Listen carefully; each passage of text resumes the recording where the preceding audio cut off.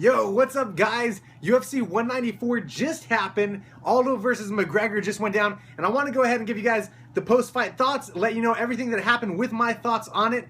And I'm going to link my Twitter down below. I have lots of stuff that I posted there, lots of retweets and stuff, where you guys can see some of the action live. So it's pretty awesome. Check that out. That will be the top link.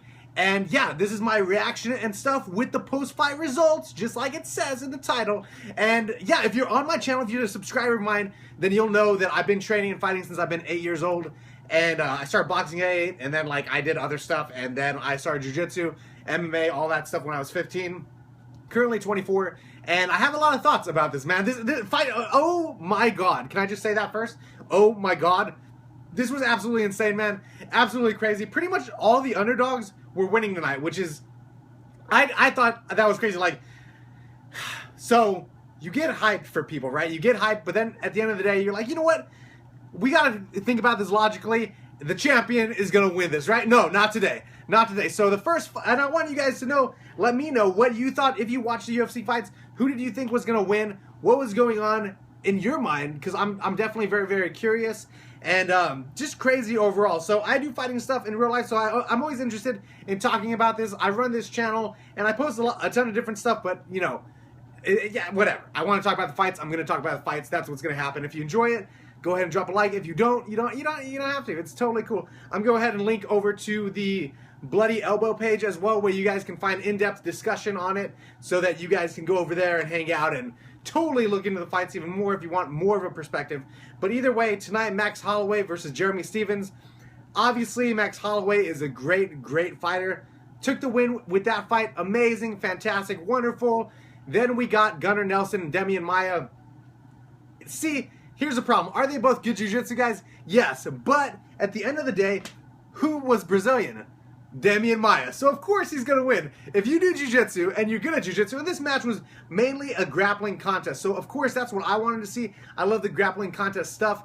Of course, if you're Brazilian and you do any type of jiu-jitsu, doesn't matter. You can have 2 black belts, 2 purple belts, 2 white belts. If one's Brazilian and one's not, Brazilian guy automatically wins, dude. Brazilian jiu-jitsu is Brazilian, right? So either way, Demian Maia, he put on a clinic. Demian Maia put on a clinic tonight. A wrestling, grappling, jiu-jitsu, judo clinic. Absolutely beautiful to watch. Maybe not one for like the hardcore, like get out there and bang, just bleed fans, but it was definitely very, very good. A great fight overall. Yoel Romero and Souza, I thought Souza was winning that. For sure, without a doubt. I was like, Yoel's a physical beast, right? But for however, like, physical and genetically freaky Yoel is, Jakar's pretty close. Plus, he's just as technical as Yoel is freaky, right? You know what I'm saying?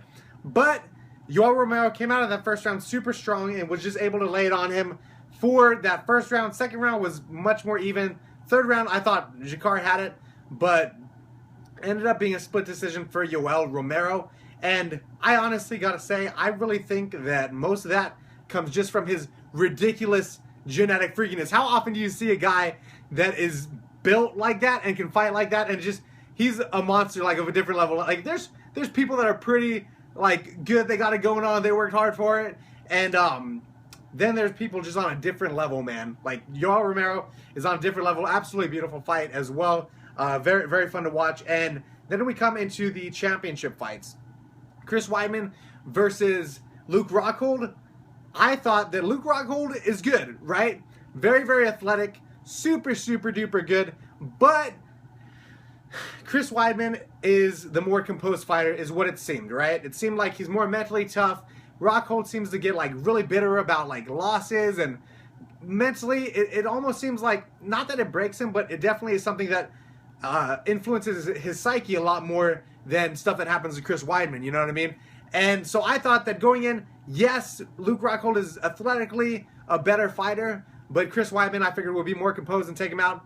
Not how it ended up happening. Luke Rockhold ended up with the TKO and just really outclassed Weidman tonight.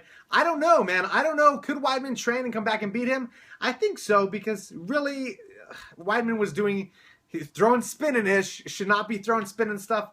Ended up doing it, ended up getting taken down, and just, that was the turning point. I think that if there is a rematch, Weidman has better chances, but Luke Rockhold really did outclass him in this fight.